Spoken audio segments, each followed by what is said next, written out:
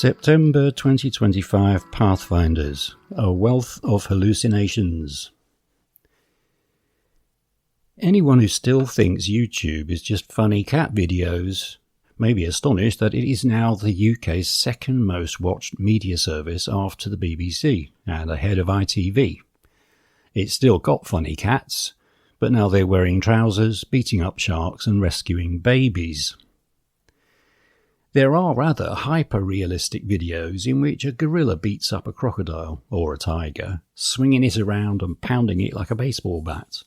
The videos look real, and while common sense tells you they can't be, there's no way to know for sure. And that, right there, is the problem. When a South Park episode recently featured a naked Donald Trump having a desert epiphany with his own talking micro-penis, everyone understood it was a deepfake for comedic effect. But when videos emerged of migrants climbing out of small boats, thanking Labour for free buffets and £2,000 e-bikes so they could make Deliveroo runs, burning the Union flag and gloating about being housed in 5-star Marriott hotels, no such understanding existed. Instead, the videos racked up hundreds of thousands of views, no doubt to the delight of Nigel Farage and his ilk. It's not just malicious deception at work. Generative AI has a well-known hallucination problem. In one example, Google's AI Overview told council house tenants they could be evicted to make way for asylum seekers, a claim described by a housing solicitor as horseshit of the highest order. That was in Private Eye, 8th of August. Then there's Grok, Musk's Hitler-worshipping AI, now complete with a spicy mode which spits out new deepfakes of Taylor Swift without being asked. Red flags are going up everywhere as the Trump regime goes full Rambo on deregulating woke AI, despite the demand for guardrails by US states.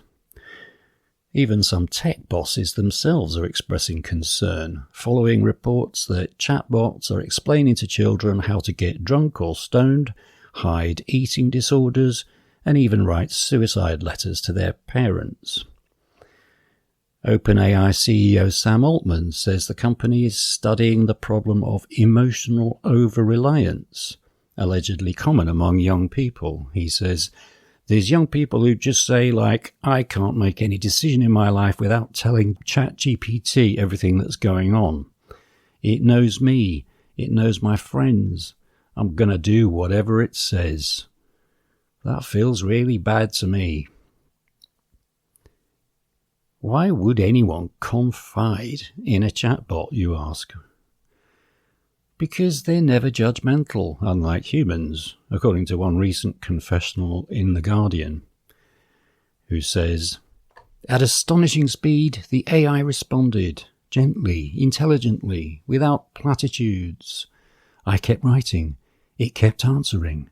Gradually, I felt less frantic, not soothed exactly, but met, heard even, in a strange and slightly disarming way." AI never gets tired or bored or angry with you. It's never too busy or distracted. It never has selfish interests of its own. It will never abandon you.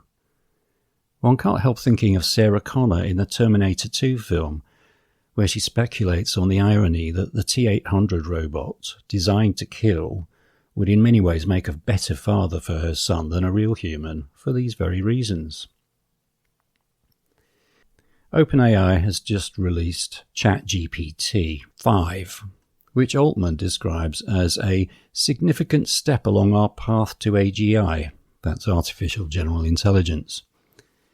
It's like talking to an expert, a legitimate PhD level expert in anything, any area you need, on demand. Well, whether or not AGI, however you choose to define it, is a real and achievable thing, or an ever-receding rainbow fantasy, the tech companies can't risk someone else getting there first, so they're throwing everything they've got into the race. Socialists know perfectly well that when profits are at stake in capitalism, ethics generally go out of the window. Even so, some AI firms are seeing the potential profit in ethical AI systems. The reasoning is that if your business has a need for AI, you'll be more likely to buy an ethical one, which, for example, doesn't tell kids how to kill themselves because there's less chance of litigious blowback from grieving parents. As a response to GPT-5, Anthropic released their latest version of Claude, along with a paper describing how they're trying to make Claude ethical by using what they call persona vectors to steer its behavioral traits. Counterintuitively, they teach Claude how to be evil as a kind of vaccine against the behavior. They say, when we steer the model with the evil persona vector, we start to see it talking about unethical acts. When we steer with sycophancy, it sucks up to the user. And when we steer with hallucination, it starts to make up information. This shows that our method is on the right track. There's a cause and effect relation between the persona vectors we inject and the model's expressed character. The Economist points out that Anthropic is generating huge interest due to its focus on interpretability, which lets you see inside the model and understand how it arrives at its answers, something you can't do with so-called black box systems, whose responses you therefore can never really trust. Even so, CEO Dario Amodei is in no doubt what's ultimately at stake in the race for AGI, and it's not ethics or even profits. He says, if you just imagine what it is like if we versus our adversaries, he means China, suddenly received a nation of 50 million polymathic geniuses, there's no theory in which it doesn't result in an enormous geopolitical advantage. I worry that AI, in being such a powerful technology, could lead to longer-lived authoritarian governments, that it could lead to dictatorships which are much harder to displace. This is about a contest between systems of government. Amodei thinks there's no way to stop AI now. It's like a speeding train. All you can do is try to steer it. But that's what everyone says about capitalism too. And anyone who thinks they can steer that is suffering the biggest hallucination of all.